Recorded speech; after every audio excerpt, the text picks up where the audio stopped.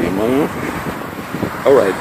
Let me see if I'm by a tree here that can stop some of the This will be number 2, and I'll try and make it short. Update on the news. I did check the news. This is one of my little rides that I do. The San Diego Police Chief Nava. Well, the City Council in San Diego, you would think when that was the case where that chief, he was committing incest with his daughter, and after his daughter killed herself, committed suicide. That's the case I talked about. The mother found notes of a sexual nature that he wrote to the daughter, but yet he remains the police chief in a little town in Nueces County called San Diego. Well, the City Council, I just saw this on the news before I took this ride, they decided to take no action against him. I was in a lot of City Council meetings when I was in Kingsville. We used to go, if we were on duty at Firehouse and the City Council had something on the agenda, we would go and, the union, I was a member of, I'm still in the Firefighters Union because the membership, when you retire, it sticks with you. Now, I might mention something on the CCPD.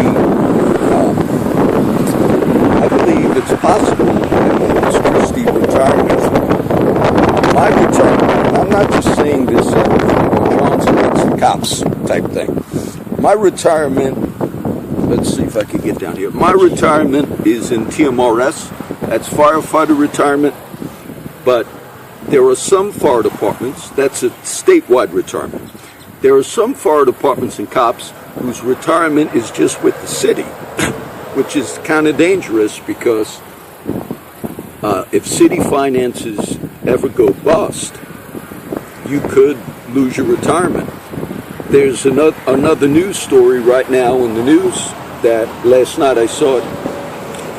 The health insurance for the cops and for the city employees, it's going to go up. They're going to have to pay out of pocket like an extra $200 a month. Some people might say that's not too high. I paid $70-something a month when I was a firefighter, and we had excellent health insurance in the beginning. Eventually they changed it.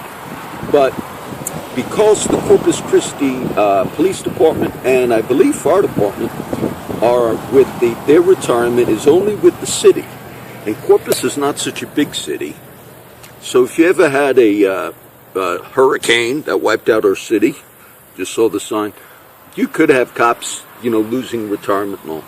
And so that is something that came up. The other local thing is, I saw a thing last night on the local news, Judge Lloyd Neal has decided, I'm not going to run again.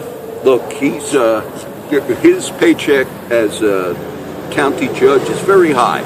County judges and county commissioners, they get a ton of money for their jobs, which is really part-time jobs. City commissioners and mayors and all, they really get a very small amount of money, and it was the same way in Kingsville and Claybrook County, as well as Corpus. So Neal said he's not running. Could be that if you blog, the name of Constance Ludicky and Sandra Watts, you'd have and I only mentioned Neal once, so maybe he decides I'm going to stay out of all this little blogging stuff. I could title this The Motorcycle Wreck. Why have I not been on my motorcycle? I didn't recently have a crash, but I had the license for the motorcycle when I bought it, and it was a 2-week temporary license because I still had to get the inspection, which I got. I passed inspection. But it cost me about $130 to transfer the title. I don't lie. When I buy a vehicle, I bought it for $500, so I give the actual. I don't lie and say I got it for $100 or stuff like that. So I got to pay tax, title, and license, and it was too much for me to. So until the end of the month, my temporary tag license expired at the end of last month, beginning of this month, and so I figured I'd have to wait. That's why I waited. 2 nights ago, at midnight, not last night but the night before, right down the block from where I live, it's called the JFK Causeway, a motorcyclist at midnight hit a concrete barrier and was decapitated. Okay, they found his body in the water. Some local fishermen heard the motorcycle wreck, and they tried to get him out of the water, and he had no head. Now, many years ago, I did have a motorcycle wreck, because I told my mother, I said, Mom, I bought a motorcycle. Oh, remember the wreck you had? You had all those back problems. At the firehouse, I'll say it real quick. I had motorcycles my whole life, but one time I had a Kawasaki 400, and I was driving by off a street called Armstrong, and a lady made a left turn in front of me into like a little 7-Eleven. There wasn't the street to turn into. Plus, she did not have her blinker on, and she stopped in the street. And I didn't see her till I almost hit her, so I gunned my motorcycle to pass her on the left, and she turned. Now, I did flip over that lady's car, and I landed head first in the street. Now, I did wear a helmet then. There's no law now, and I don't wear one now. But at that time, that was a wreck that I had. The ambulance, the people I worked with at the time at the fire department, I think it was Bobby Alvarado, but they picked me up.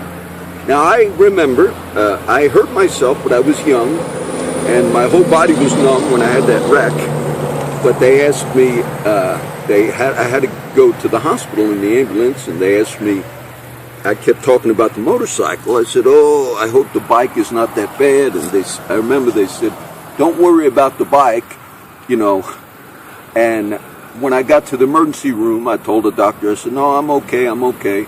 But then when they checked me, I had like road burns on me and all. After I left, I didn't know I had those road burns on me, like from sliding or whatever. And they said, why didn't you show them that? I said, I didn't know. I did have neck and back problems, but I also had neck and back problems from fire department as well, once picking up a person. So I did have a wreck in the past. The lady that hit me acknowledged it was her fault and all that, and I contacted her insurance, which was a local insurance agency. Now, she was the daughter of a doctor, I believe, from Kingsville, and so they thought I was going to sue, and I'm not like that. I contacted the insurance, and I went in and talked to her insurance agency for her vehicle. I said, look, I just want to get my money back for a motorcycle, because I need to buy another motorcycle, which I didn't think was wrong to do. And they said, that's it? I said, yes. And they gave me $1,800, and I signed a paper that I wouldn't sue. I said, I'm not going to sue anybody, even though that lady was in the wrong, and I maybe could have got money. And I bought a Suzuki 850, or 800 or 850, but it was a nice motorcycle, drive shaft, out of a dealer in Yakland, car dealer who's now famous.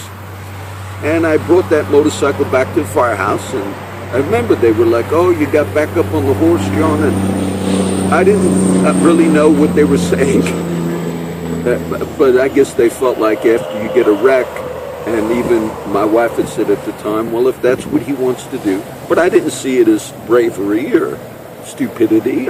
Motorcycles are good things to have for transportation, and so I'll title this The Motorcycle Wreck. And I'm going to still take somewhat of a ride. The one other thing I mentioned, the Alex Jones interview, which is coming up on the Megyn Kelly show, I also saw on the news as I checked it. He recorded the entire interview of Megyn Kelly.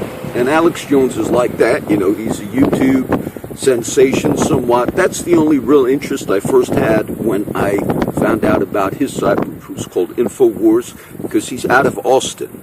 And he has somewhat of a media empire, but it's just through online YouTube and all of that. He's also somewhat of a conspiratorial guy, but the thing that always interests me was the capability that we have. There's also liberals that do things like that. They have YouTube audiences and they do things. So we live in a day where we're blessed. We try to be responsible in all of our recording and things of that nature. And so this is just a second update, and we'll take a ride. As you notice, I only do these videos mostly when I'm in my vehicle. When I'm on the motorcycle, I'm not so harsh on local corruption. one more thing let me mention. One time in the ambulance, the guys picked up, a Mexican brother, a Hispanic guy. And I don't remember what it was, but they laughed because when they got back, it might have been like a shooting where he was involved. We would go to that, as the ambulance, if there was a gang shooting in Kingsville. But the guys were laughing because I guess he was talking to my firefighter friend, and he said, La Raza, La Raza. Now, I'm assuming they told me it means the race. And they laughed like I guess he was in trouble, the guy that was involved in this ambulance thing. And he looked to the Mexican guy and said, we're part of the race, like we got to stick together. So, for the local Nick Jimenez, Calder Times, LULAC and all, look, some of these white leaders, judges and so forth, you know as well as I that they have an inherent racism. And we live in a community where I defend the Hispanics that go before the courts and so forth. But it's time for the race. Look, we need to rise up. I know I'm a white guy, I'm Italian, but let's rise up and we want justice.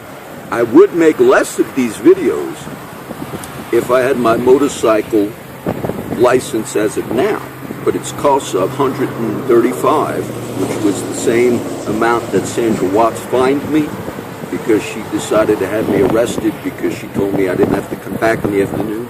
So if that money was reimbursed like a surprise check in the mail, I probably would make less of these, okay? La Raza.